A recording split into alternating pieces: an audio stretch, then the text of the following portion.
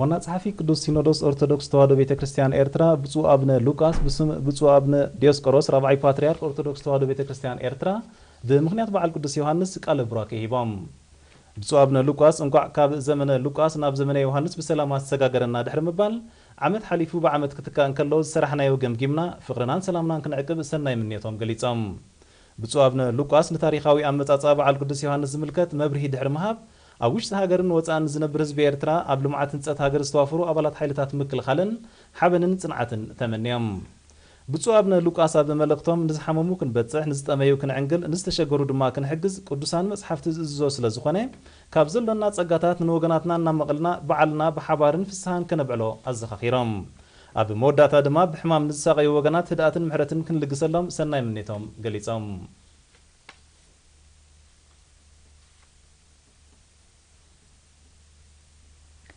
ሚኒስትሪ ንግድን ኢንዱስትሪን ሰደድ ቆርበትን ውጽኢትን ንምዕባይ ጻዕርታት የካይድ ከም ዘሎ ገሊጾም ከም ኣካል ናይቲ ነዚ ንምስማር ዝካየድ ዘሎ ጻዕሪ ኣብ ዞባ ዓንሰባ ንኣታሕዛን ምሕደራን ቆርበት ዝምልከት ስልጠና ሂብሎም ወኪል ኤሪና መድህኑ ዓሰማን ዝዳለው ተጸጻብ ኣርሴ ማስመሮም ከተቕርበያ ሚኒስትሪ ንግድን ኢንዱስትሪን ሰደድ ቆርበት ብምዕባይ ኣታዊታት ንምኽዕባት ጻዕርታት የካይድ ከም ዘሎ ስለዚ ድማ በተሓሓዛን ምሕደራን ቆርበት ልዑል ጥንቃቐ ክግበር ከም ዝግባእ ኣብቲ ሚኒስትሪ ዋና ዳይሬክተር ክፍሊ ኢንዱስትሪያዊ ልምዓት ኣቶ ታደሰ ወልደ ዮሐንስ ገሊጾም ንሱነት ዝገለጸ ኣብ ዞባ ዓንሰባ ዝርከቡ ምስ ቆርበትን ውጽኢት ቆርበትን ቀጥታዊ ምትእስሳር ኣብ ዘለዎም ስራሕ ንዝነጥፉን ኣባላት ጨንፈር ሚኒስትሪ ንግድን ኢንዱስትሪን ኣብቲ ዞባን ዝተዋህበ ንጉባእ ኣተሓሓዛን ምሕደራን ቆርበት ዝምልከት ስልጠና ንምዝዛም ኣብ ከተማ ከረና ኣብ ዝተገብረ ስነ ስርዓት እዩ ክሳብ ሕጂ ኣብ ምሕደራን ኣተሓሓዛን ቆርበት ዝጸንሐና ተመክሮ ውሱን እዩ ዝበለ ኣቶ ታደሰ ምህርቲ ቆርበት ኣብ ኤርትራ ብዙሕ እኳ እንተኾነ ንንግዳዊ መዓላ ተባሂሉ ብዙሕ ግምት ክወሃቦ ከም ዘይጸንሕ ብምንጻር ዕላማት ስልጠና ንቆርበት ካብታ ትጥብሓላ ክሳብታ ትምስራሓላ ጉቡእ ጥንቃቐ ብምግባር ካብ ሰደድ ቆርበት ክርከብ ንዝኽእል ኣታዊ ናይ ወጻኢ ሸርፊ ክብ ንምባል ምዃኑ ኣረድዮም ኣቶ ታደሰ ወልደ ዮሐንስ መወዳታ ሚኒስትሪ ንግድን ኢንዱስትሪን ሰደድ ቆርበት ንምዕባይ ምስ መሻርክቲ ብምትሕብባር ኣብ ምእካብ ቆርበትን ምቁጽጻር ዋጋታቱን ዝነጥፍ ቦርድ ናይ መቋም መደብ ከም ዘለዎ ብምሕባር ናይ 5 ዓመት ስትራቴጂ ምምዕባል ንግዲ ቆርበት ንምዕባይ ድማ ኣብ ኩለን ዞባታት ንቆርበትን ውጽኢትን ዝምልከት ስልጠናታት ናይ መሃብ መደባት የሰላስል ከም ዘሎ ገሊጾም ተሳተፍቲ ብወገኖም ዝተዋህቦም ክልተ ሓሳባውን ግብራውን ስልጠና ኣብ ዕለታዊ ስርሖም ሓጋዝ ምዃኑ ጠቒሶም ቆርበት ብዝግባእ ተኣኪቡ ኣብ መዓላ ንኽውዕል ኣተባባዒ ዋጋ ክስልዓሉ ተላብዮም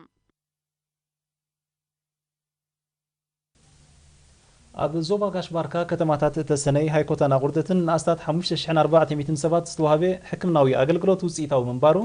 ኣብ ጨንፈር ሚኒስትሪ ጥዕና ዞባ ጋሽባርካ ሓላፊ ምክትታል ዘይተመሓላለፍቲ ሕማማት ኣቶ ሃብቱ ጸጋይ ሓቢሮም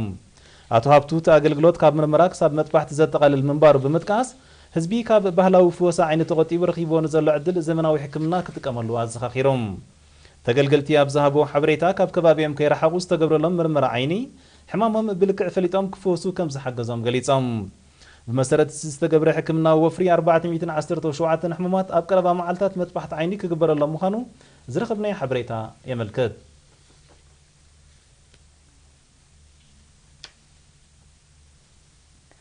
ቤት ጽሕፈት ስታቲስቲክስን ስርዓት ሓበሬታን ዞባ ጋሽባርካ ዓቕምን ብቕዓትን ኣባላቱ ክብ ብምባል ጽሑፍን ስሉጥን ኣገልግሎት ንምሃብ ዝሕግዝ ኣስተምህሮ ሂቦም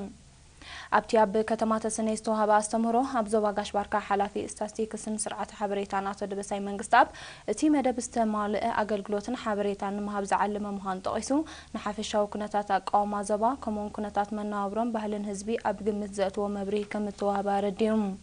ኣብ ዞባ ተሰነይ ሓላፊ ምክትታል ምምሕዳራት ከባቢ ኣቶ ተስፋ ሚካኤል መንግስቲ ኣብ ድማ እቲ ኣስተምህሮ ነፍሲ ወከፍ ምምሕዳር ከባቢ ህዝባን ዓቕሚ ሰባን ብኸመይ ኣገባብ ከተለልን ክትቋጻጸርን ከም ዘኽእል ሓቢሮም ተሳተፍቲ ብወገኖም እቲ ኣስተምህሮ ኣብ ስራሕ ከጋጥም ጸንሐ ጸገማትን ሕጽረታትን ኣብ ምፍታሕ ከም ዝሕግዞም ብምግላጽ ዝሓሸ ኣገልግሎት ንምሃብ ድልዋት ምህላዎም ኣረጋጊጾም ኣመዛዘሚ ኣመሓዳሪ ዞባ ተሰነይ ኣቶ ተስፋ ለምባታ ኣብ ዘስምዑ ቃል እቲ ኣስተምህሮ ጽሑፍን ስሉጥን ኣገልግሎት ንምርግጋጽ ሓላፍነት ዘሰክም ምዃኑ ብምልካት ንዝቐሰምዎ ትምህርቲ ብተግባር ከመስክርዎ ተላብዮም